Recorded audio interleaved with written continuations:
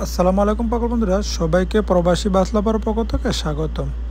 আজকের টপিক ককাটেলের বাচ্চা ফুটলে কি খাবার দিলে ভালো হয়। জি ভাই, অনেকে আমাকে প্রশ্ন করে যে ভাই আমাদের বেবিগুলা ফোটার পরে 2-1 দিন পরে বেবিগুলা মারা যায় কেন।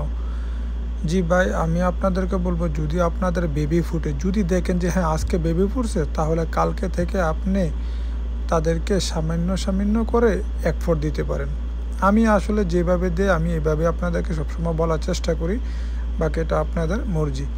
যাই হোক, আমার যখন বেবিগুলো ফুটে তখন আমি মানে আদা ডিম করে দিই। আদাটা ডিম সিদ্ধ করে সাথে একটু গাজর, সাথে একটু নোটাস পাতা অথবা আপনি কলমি শাক দিতে পারেন। আমি এইভাবে দিয়ে থাকি। যখন আমার সবগুলা বেবি ফুটে তখন আমি তাদেরকে বেশি দিই। দেখেন আমি আজকেও তাদেরকে আমি 1 ফোঁট দিয়ে রাখছি। দেখেন আজকে দিয়েছি আপনার সিদ্ধ ডিম, কাঁচা গাজর এবং বনরুটি। আসলে আপনি বনরুটি অনেকে বলে ভাই এটার মধ্যে চিনি আছে, এই আছে, এই আছে। আসলে আমি আমার প্রতিটা বেবিকে দিতেছি।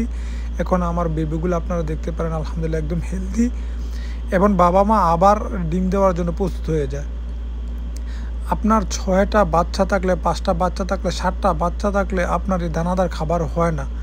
কারণ 7টা বাচ্চা থাকলে আপনি যদি এই তাদেরকে পেট ভরে খাবার না দেন, তারা কিভাবে খাবে। দেখেন এই যে চীনা কাউন, সূর্যমুখী বীজ দিয়ে রাখছে, মানে সামথিং খাওয়াইছে, অথচ আমার 1 ফুট 6 ফুট মানে পেট ভরে খাওয়ায়। দেখেন আমার বেবিগুলা দেখছেন, প্রতিটা বেবি দেখেন একেবারে হেলদি এবং অ্যাক্টিভ, মাশাল্লাহ। তো যাই হোক, আমি একবার এক এক রকম দিই। আজকে যদি আমি সিদ্ধ ডিম, কাঁচা গাজর এবং শাক দেই, তাহলে এর পরের দিন আমি সিদ্ধ ডিম, কাঁচা গাজর অথবা আপনি বিটরুট অথবা এটার সাথে আপনি বনরুটি দিতে পারেন। আমি এভাবে দিই ভাই, যদি আপনারা মন চায় এভাবে দিই। দেখেন আমার পাখি খেয়ে কীভাবে খাওয়াইছে, দেখছেন বাচ্চাটার পেটে দেখেন কত খাবার।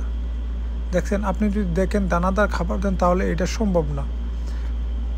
কারণ ককাটেলের পাখি খুবই বেশি খায় ভাই। দেখেন এই ছোটো বাচ্চাটার পেটে কত খাবার।